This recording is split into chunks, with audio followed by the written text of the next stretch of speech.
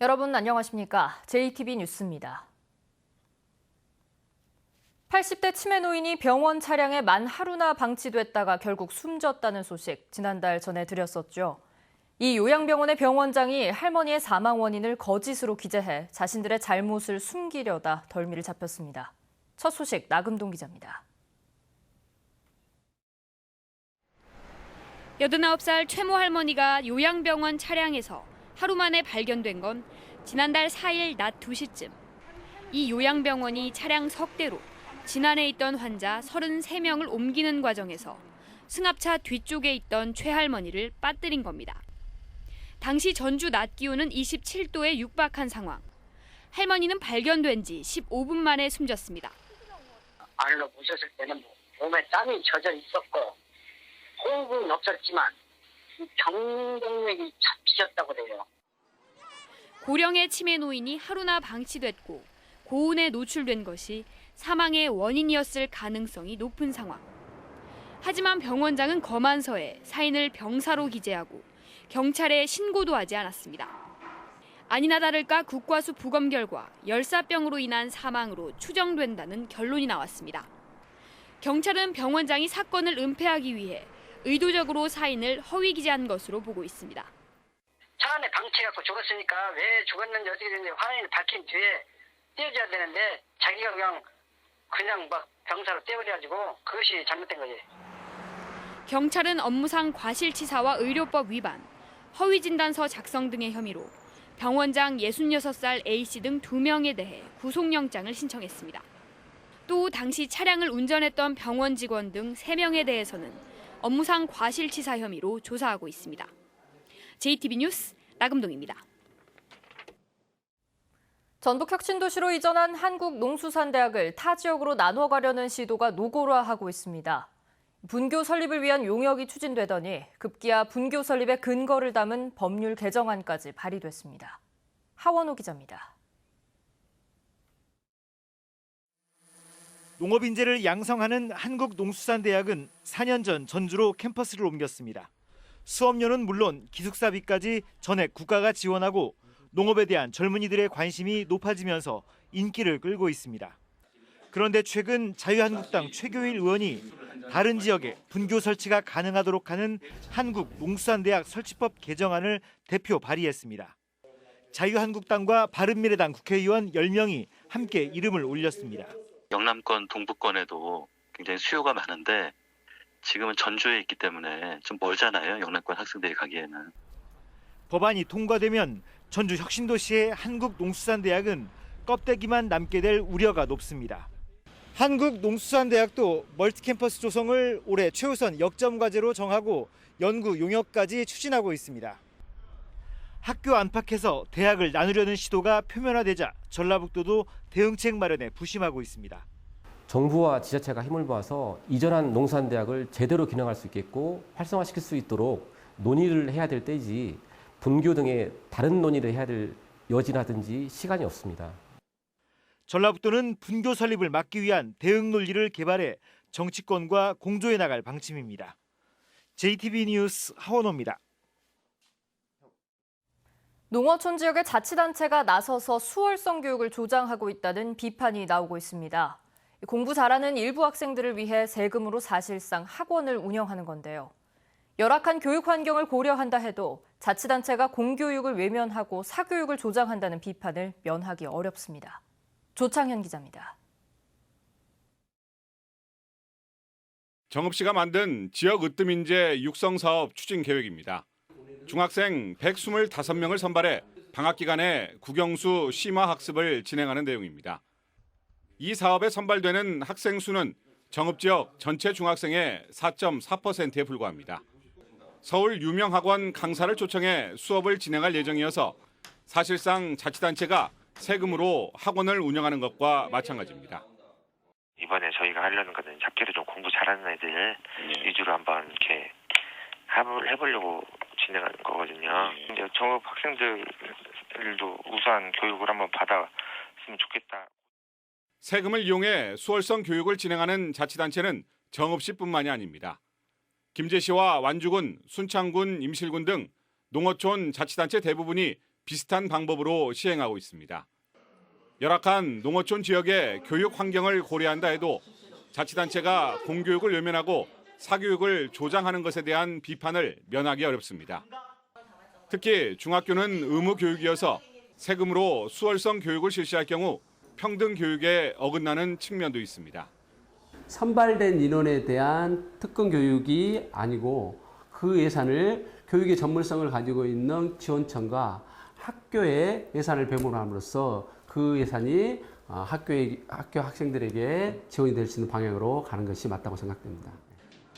자치단체장이 소수를 지원해 성과를 쉽게 도출하고 생색도 낼 수 있는 수월성 교육에 대한 욕망을 자제하는 게 필요하다는 교육시민단체의 지적도 새겨 들어야 할 대목입니다. JTB 뉴스 조창현입니다. 고군산군도 케이블카 설치 사업이 이르면 내후년에 착공될 전망인데요.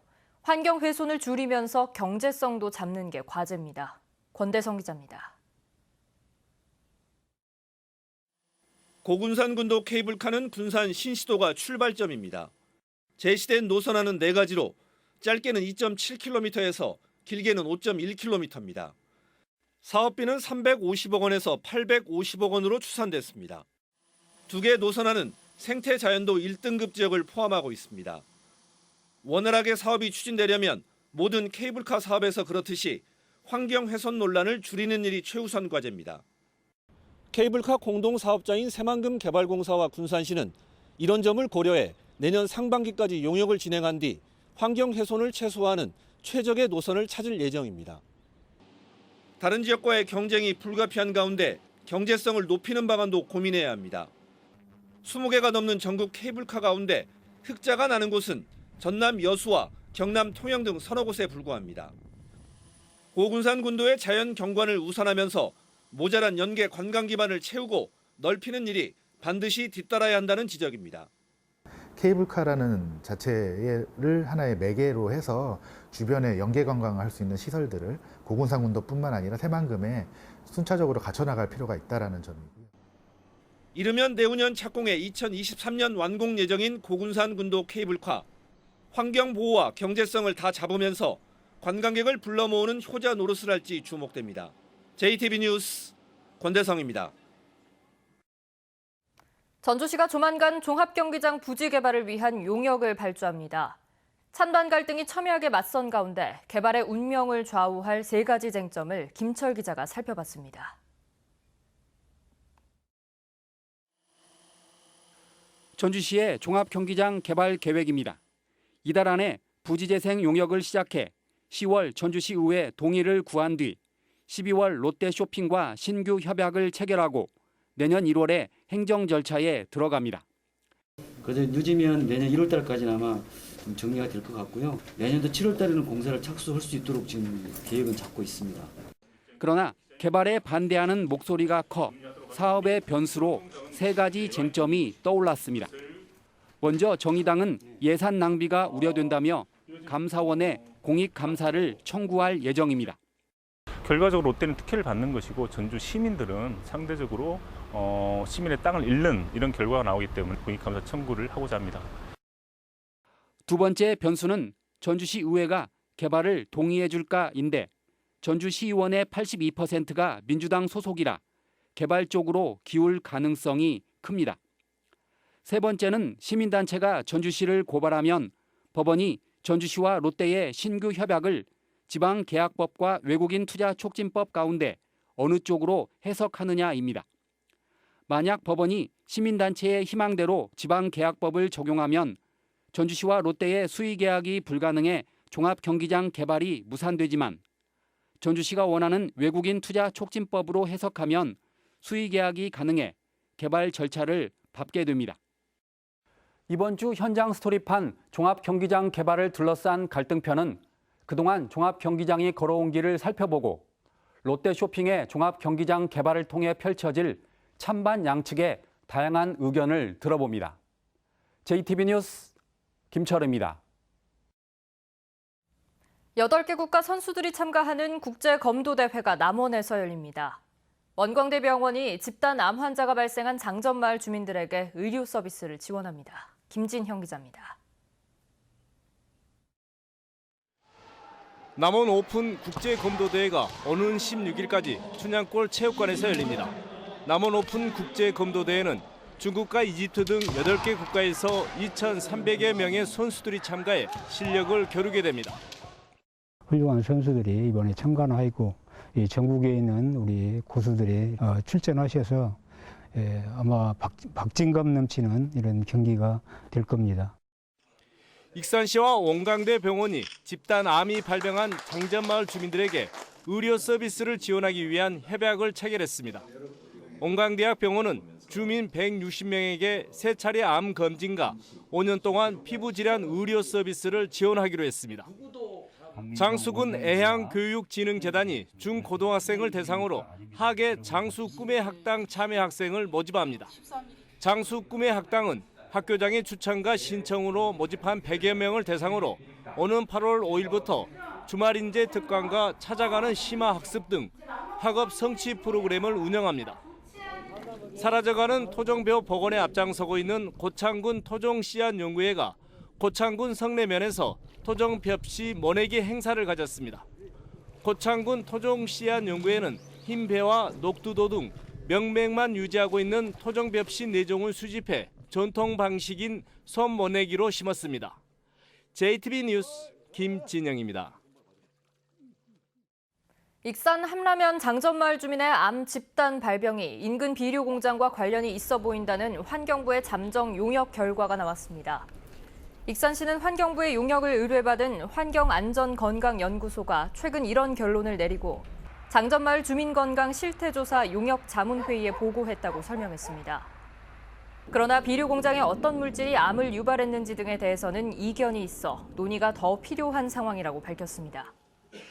환경부는 전문가 의견 등을 종합해 오는 20일 주민설명회를 열고 장전마을 주민건강 실태조사 최종 용역 결과를 밝힐 예정입니다. 9급 공무원 선발 필기시험이 내일 전주와 익산, 군산, 완주, 정읍 등 5개 시군 23개 시험장에서 실시됩니다. 1,361명을 뽑는 이번 시험은 모두 12,739명이 지원해 평균 9.4대 1의 경쟁률을 기록하고 있습니다. 필기시험 합격자는 다음 달 16일에 발표됩니다. 전주 장동의 에코르 아파트 주민들이 아파트 옆에 추진되는 공영 화물차고지 조성 계획을 철회할 것을 전주시에 촉구했습니다. 이들은 아파트와 진출입로를 같이 사용하는 공영 화물차고지가 건설되면 주민들의 안전이 위협받게 된다며 전주시가 화물차고지 조성 계획을 철회해야 한다고 주장했습니다.